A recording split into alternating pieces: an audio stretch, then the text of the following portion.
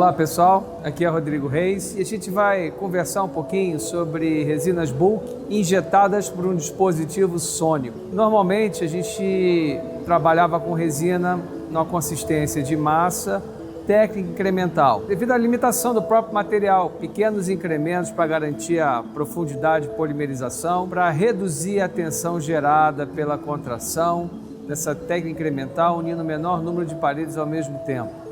Isso levava a uma complexidade e técnica que demandava muito tempo.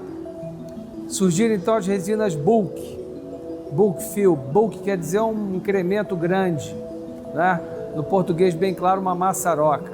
Ou seja, você poderia colocar incrementos maiores, de até aproximadamente 5 milímetros, de uma vez só, sem se preocupar com a tensão gerada pela contração de polimerização que esses materiais têm, não só a menor contração de polimerização, mas uma menor tensão gerada por essa contração. Mas por ser resinas tradicionalmente em massa, a hora que você coloca um grande incremento e meio que dá uma calcada, uma compactada dentro da cavidade, existe uma chance de ter porosidade.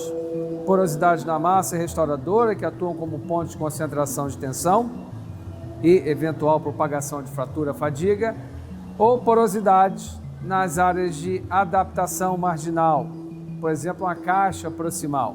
A Cavocare lançou no mercado já há algum tempo no mercado americano e pouco tempo no mercado brasileiro, uns 3 anos, o Sonic Fill, que é uma resina injetada por um dispositivo sônico. Esse dispositivo sônico é similar ao dispositivo sônico para remoção de cálculo dental, só que, obviamente, você coloca na ponta dele uma cápsula de resina, remove a água por motivos óbvios, e a parte sônica dele faz com que esse material tenha uma reologia variável, ou seja, quando você ativa o pedal, a energia sônica faz com que esse material fique semi-fluido, escoe, similarmente como um material de moldagem de consistência regular.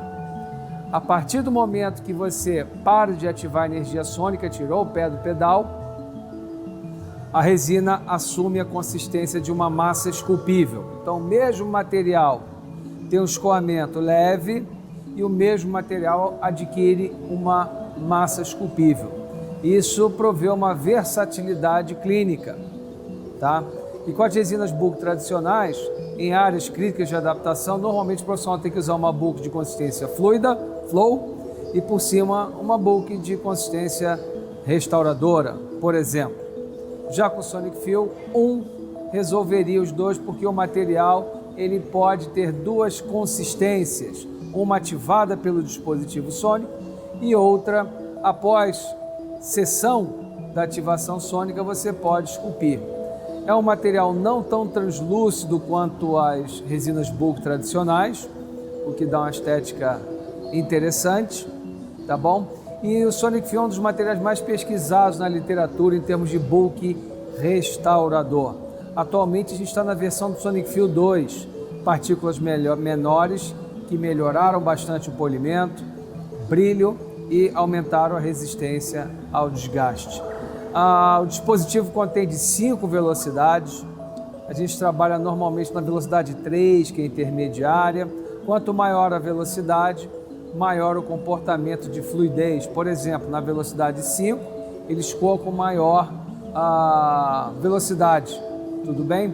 E importante, na hora de manusear a caneta, é como se você estivesse manuseando uma seringa de moldagem. Movimentos muito bruscos podem fazer com que surjam bolhas. Então, uma pequena curva de aprendizado faz com que você trabalhe com ele de uma maneira bastante satisfatória. E é uma tecnologia que agrada muito aos pacientes, porque sai do tradicional pegar uma massa de resina na seringa e colocar na cavidade. Pegar uma massa de resina, ele vê algo como moderno. Então, também é uma interessante ferramenta de marketing, ok? Então os passos clínicos continuam os mesmos, o tratamento adesivo, condicionamento ácido do esmalte, aplicação do adesivo autocondicionante na dentina ou um adesivo que use condicionamento ácido total, ou seja, o adesivo que o clínico está acostumado e se sente confortável em trabalhar.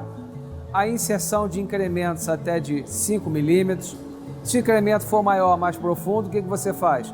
Vai fazer em 2 incrementos. Você mede com a sonda milimetrada a profundidade da cavidade. E aí, após o tratamento adesivo todo feito, é feita a inserção na cavidade em 1 ou 2 camadas conforme a profundidade, conforme eu falei, mede com a sonda periodontal para ter até 5 milímetros. Se passar disso, você enche o tanque, literalmente, com a outra camada.